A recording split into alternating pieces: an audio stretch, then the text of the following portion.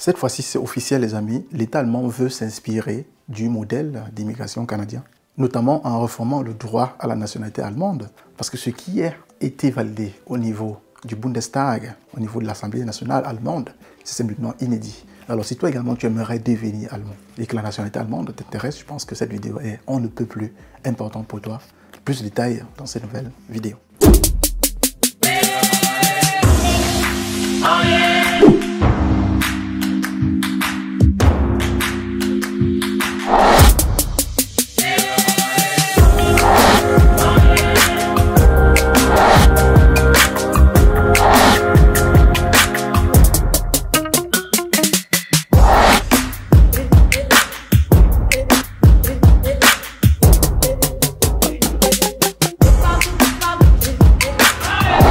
Salut, moi c'est Franklin et à travers cette chaîne, j'aide les Africains en Allemagne dans le cadre d'immigration, d'intégration et de business. Si cette différentes thématiques t'intéressent et que toi également tu aimerais venir en Allemagne légalement ou alors simplement y séjourner ou investir dans des business comme l'immobilier, le e-commerce ou l'afro-shop, je pense que tu es au bon endroit. À cet effet, tu dois simplement faire deux choses. La première, c'est de t'abonner à cette chaîne et activer surtout la cloche de notification pour ne plus rater de nombreuses vidéos qui apparaissent le lundi, le mercredi et le vendredi dès 18h heure de Berlin. Et la dernière chose à faire, c'est de partager massivement cette vidéo avec tes amis, avec tes proches pour que ceux-ci puissent également en bénéficier. Cette vidéo est on ne peut plus importante, les amis, parce que la nouvelle loi ou la nouvelle réforme sur le droit à la nationalité allemande a été réformée. Et cette fois-ci, elle vise clairement à attirer des personnes qui seraient encore à l'extérieur, non seulement d'arriver en Allemagne, et pour ceux et celles qui sont déjà sur le territoire et ont une certaine prestation, ou alors un certain rendement, à faciliter à ceux-ci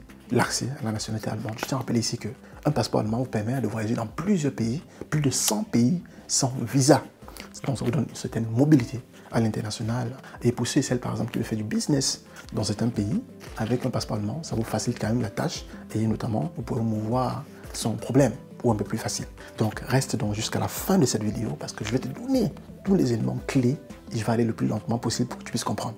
Parce qu'il y a également un avantage important pour les enfants, notamment issus des parents qui sont détenteurs, ce qu'on appelle le Niederlassungserlaubnis, donc séjour indéterminé. Alors, de quoi est-ce qu'il s'agit clairement avec ces nouvelles réformes? Je tiens à rappeler ici que la loi en elle-même, je pense qu'elle va entrer en vigueur l'année prochaine.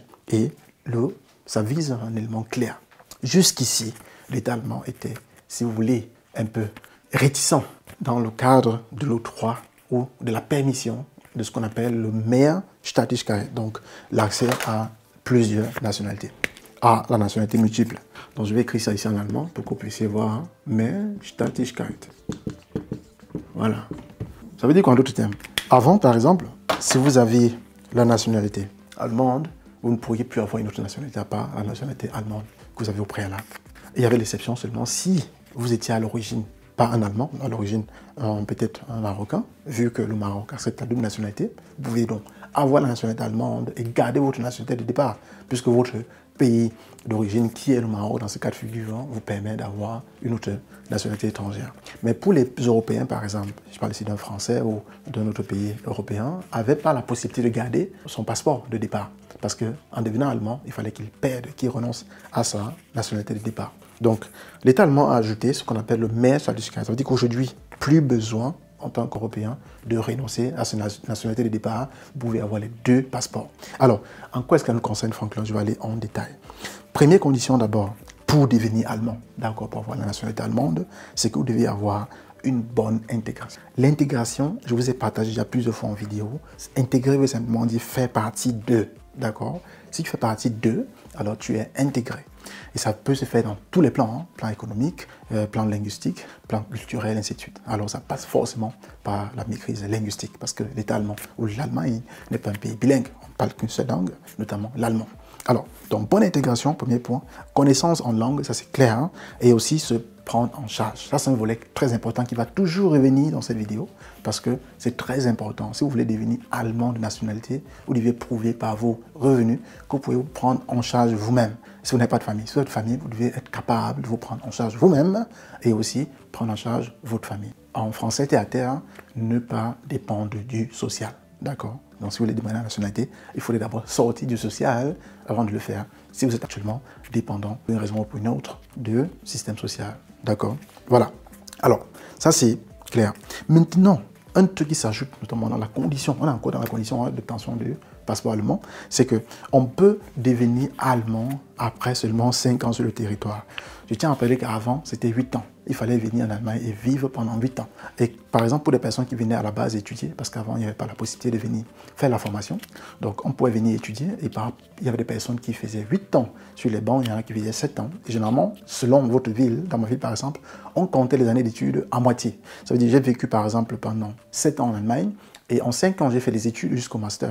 On considère que les 5 ans, il y avait 5 ans d'études, c'est équivaut à 2 ans et demi sur le territoire.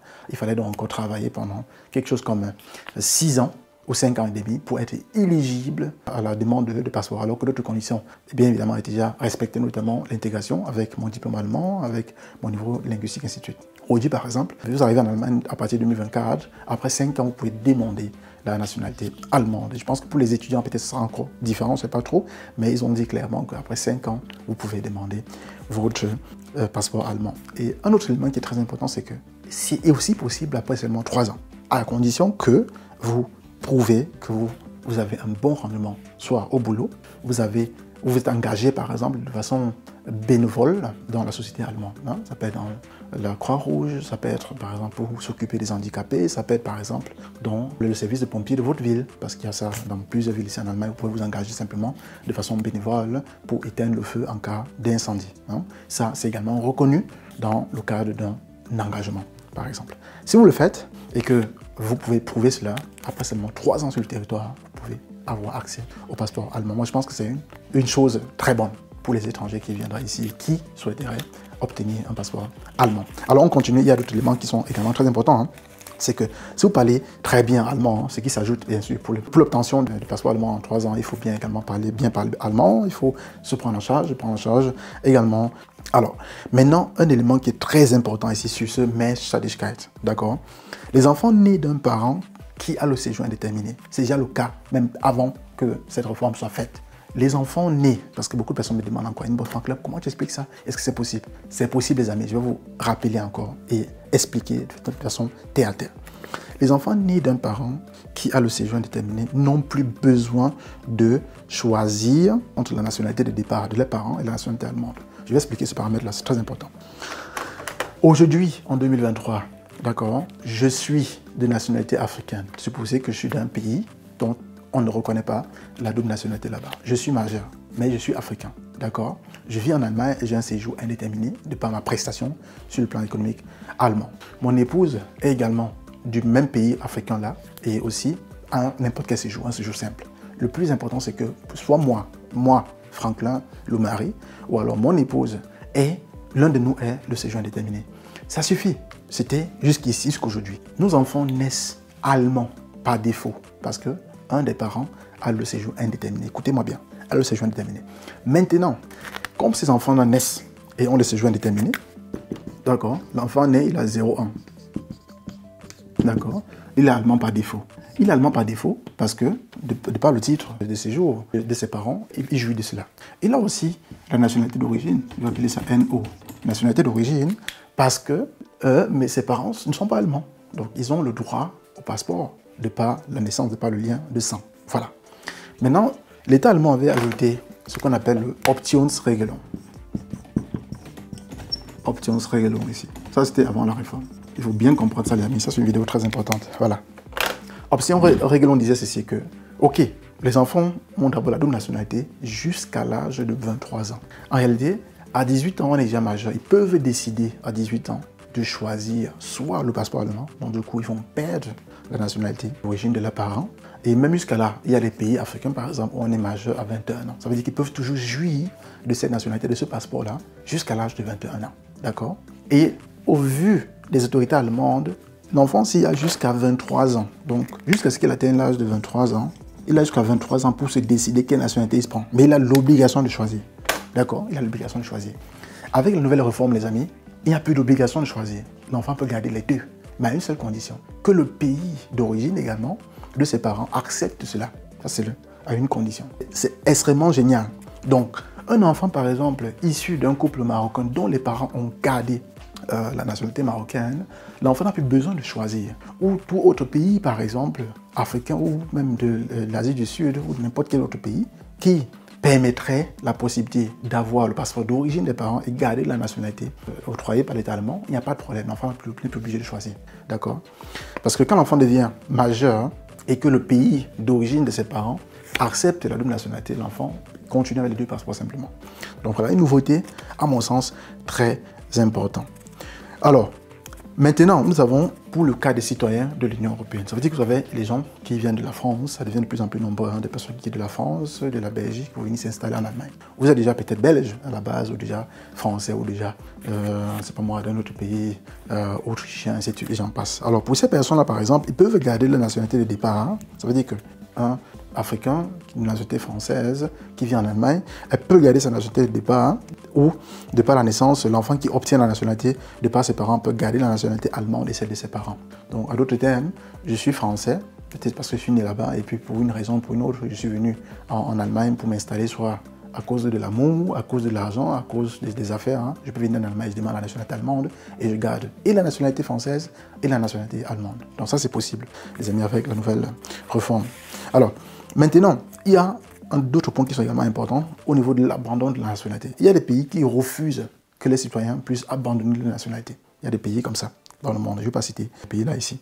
Alors, l'abandon de la nationalité, par exemple, de départ, peut ne pas être possible à cause, par exemple, des moyens financiers. Peut-être il y a certains pays, hein, pour renoncer à sa nationalité, il faut passer par des avocats, des juridictions terribles. Et du coup, ça peut être compliqué d'abandonner la nationalité de départ et adopter la nationalité allemande, puisque l'État allemand disait avant que si vous avez la nationalité allemande, vous devez avoir soit la nationalité allemande, soit une autre nationalité, notamment la nationalité de votre pays d'origine, ou simplement, dans le cas du Maroc, par exemple, l'exception. Alors, ici maintenant, il y a cette nouveauté-là que vous pouvez garder les deux, d'accord? Si c'est difficile d'abandonner votre nationalité de départ, hein, du point de vue de l'État allemand, vous pouvez garder les deux. Et il y a un autre point également qui est très important, c'est que si le pays d'origine refuse l'abandon de la nationalité de départ, j'ai appris qu'il y a des pays comme ça. Ça veut dire que quand vous naissez là-bas, vous êtes citoyen de là à vie. Il n'y a pas de possibilité, même sur le plan juridique, de renoncer. Alors l'État allemand a dit, écoute, si c'est le cas, il n'y a pas de problème, vous gardez les deux. Donc vis-à-vis de l'État allemand, vous pouvez garder la nationalité allemande et celle de l'autre pays là aussi. Maintenant, on va aller dans le dernier point qui est le cadre des personnes qui seraient en procédure d'asile, parce que ça c'est également un statut qui est très important aussi à avoir. Alors, pour des personnes demandeuses d'asile, vous gardez les deux si votre demande d'asile a été accordée, ou alors si vous êtes poursuivi ou en exil, ou du moins menacé de par votre pays d'origine. D'accord? Vous gardez les deux. Donc voilà les conditions, je vais répéter. Vous gardez les deux si vous êtes demandeur d'asile, si votre demande d'asile a été accordée, ou alors si vous êtes poursuivi dans votre pays d'origine ou menacé dans votre pays d'origine. Alors vous pouvez garder et la nationalité allemande dans ce cas de figure et votre nationalité d'origine. Bien évidemment, donc, l'espoir que les choses s'apaisent dans votre pays d'origine et que vous pouvez garder les deux. Donc du moins, ils ont retiré ces barrières-là qui existaient jusqu'ici dans l'obtention du passeport allemand. Je pense qu'avec cette vidéo, les amis, vous voyez qu'il y a une volonté claire, officielle de l'État allemand de permettre que les gens viennent en Allemagne de façon légale. Je vais encore repréciser ici que je suis foncièrement contre l'immigration illégale vers l'Allemagne. Il y a beaucoup de voies et moyens qui sont ouverts au fur et à mesure. J'ai partagé avec vous les procédures. Donc, il faut privilégier ces chemins légaux-là et venir ici en bonne et due forme et pouvoir faire des choses aussi sur le territoire qui pourraient peut-être vous apporter une plus-value dans votre vie, que ce soit sur le plan financier, que ce soit sur le plan culturel, même sur le plan intégationnel. Je pense que vous voyez qu'il y a tellement d'opportunités à obtenir ici en Allemagne, même pour ceux et celles qui viennent ici, même avec simplement un niveau BPC ou un niveau simplement d'études pas très élevé. Donc voilà tout pour la vidéo. Dis-moi ce que tu en penses en commentaire. Est-ce que cette nouveauté, cette réforme-là va vraiment attirer des personnes à venir en Allemagne et souscrire pour le passeport allemand, ou alors simplement vous voyez en cela peut-être un piège ou alors une volonté de l'État allemand de pouvoir simplement faire venir des personnes et profiter également sur le plan des impôts? Dites-moi ça en commentaire. Donc voilà tout pour la vidéo. C'était Franklin et c'est toujours un plaisir de partager avec vous les informations importantes pour la communauté africaine ici. Alors bien le bonjour. Bye bye.